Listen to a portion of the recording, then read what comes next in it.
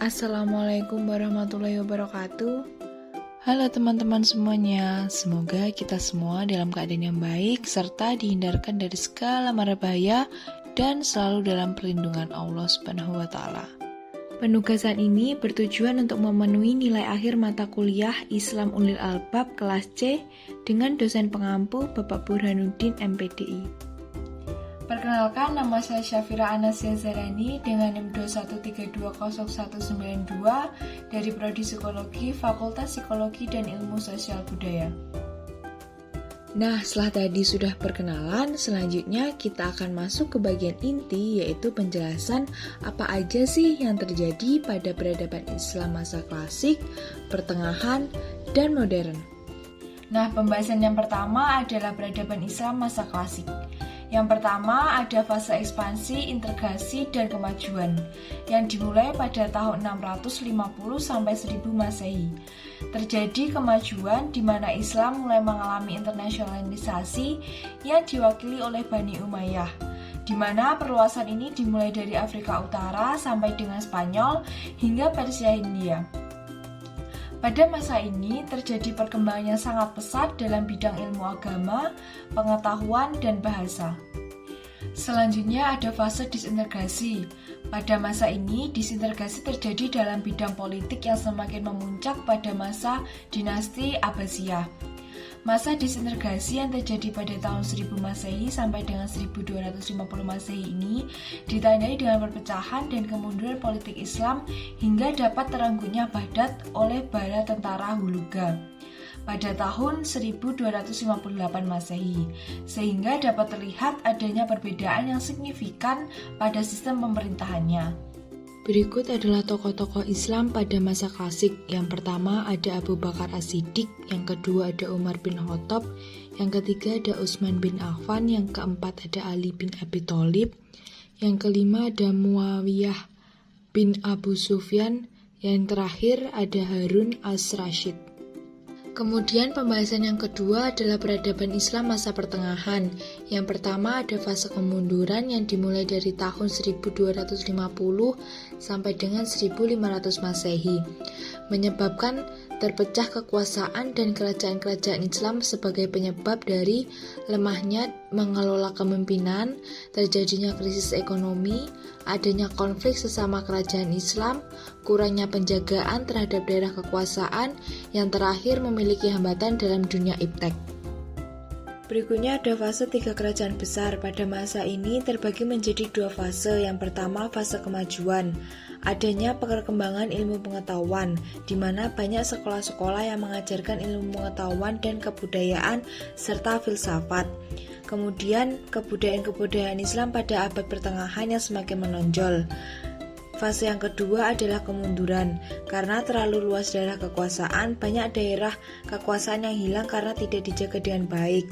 Berikutnya adanya kesenjangan pendidikan. Berikutnya ada tokoh-tokoh Islam pada masa peradaban pertengahan. Yang pertama ada Ibnu Sina, yang kedua ada Al-Khawarizmi, yang ketiga ada Abdul Qasim Khalaf bin Al-Abbas Az-Zahwi, yang keempat ada Ibnu Rus, yang kelima ada Ibnu Haytham, yang keenam ada Al-Ghazali. Pembahasan yang ketiga adalah peradaban Islam masa modern yang dimulai dari tahun 1800 sampai dengan sekarang, di mana ada 3 faktor yang mendorong gerakan modernisasi.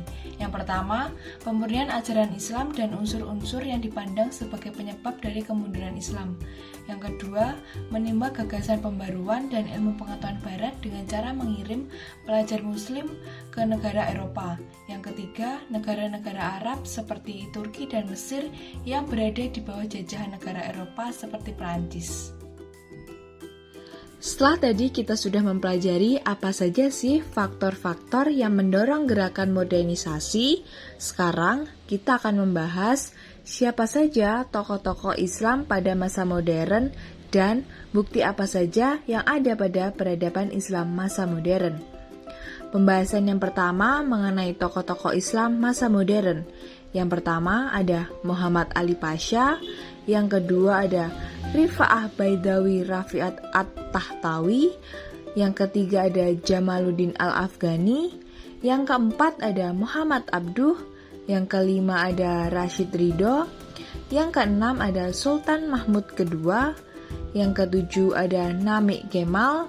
Yang kedelapan ada Syed Ahmad Khan. Dan yang terakhir yang kesembilan ada Muhammad Iqbal.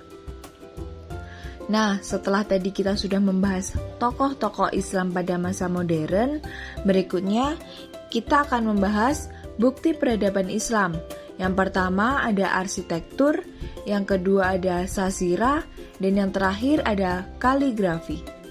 Saya sebagai mahasiswa psikologi yang insya Allah akan menjadi psikolog, wujud pemecahan masalah bagi saya adalah dengan cara melakukan pendekatan-pendekatan psikologi dan tetap mempertahankan agama keislaman dan nilai-nilai Islam. Pandangan hidup inklusif menurut saya adalah semakin kita bertambah dewasa, lingkungan pertemanan tentunya akan selalu bertambah, entah itu dari luar kota ataupun dari luar negeri. Dalam hal ini, tidak semua teman kita beragama Islam. Semakin beragam asal daerah teman-teman kita, maka semakin beragam pula agama dan sukunya. Lalu, bagaimana cara kita agar tetap bisa bergaul dengan mereka dengan tetap mempertahankan keislaman dan keindonesiaan kita? Maka jawabannya adalah dengan tetap menjaga sholat 5 waktu, dan bagi perempuan seperti saya tetap mengenakan kerudung, serta selalu libatkan Allah dalam setiap langkah dan kegiatan yang kita lakukan. Lalu, bagaimana agar kita tetap bisa mempertahankan keindonesiaan kita?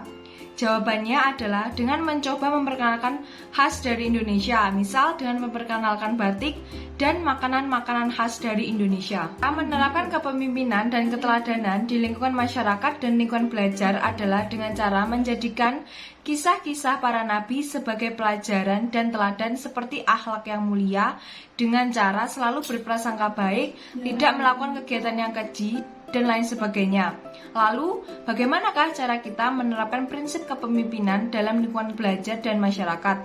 Adalah dengan cara selalu memberikan semangat motivasi, kepercayaan, dan dedikasi kepada masyarakat yang tinggi, serta tetap mempertahankan nilai-nilai serta ajaran agama Islam. Seperti itulah pembahasan materi mengenai peradaban Islam masa klasik, pertengahan, dan modern. Mohon maaf apabila ada kurang dan lebihnya dalam penyampaian materi.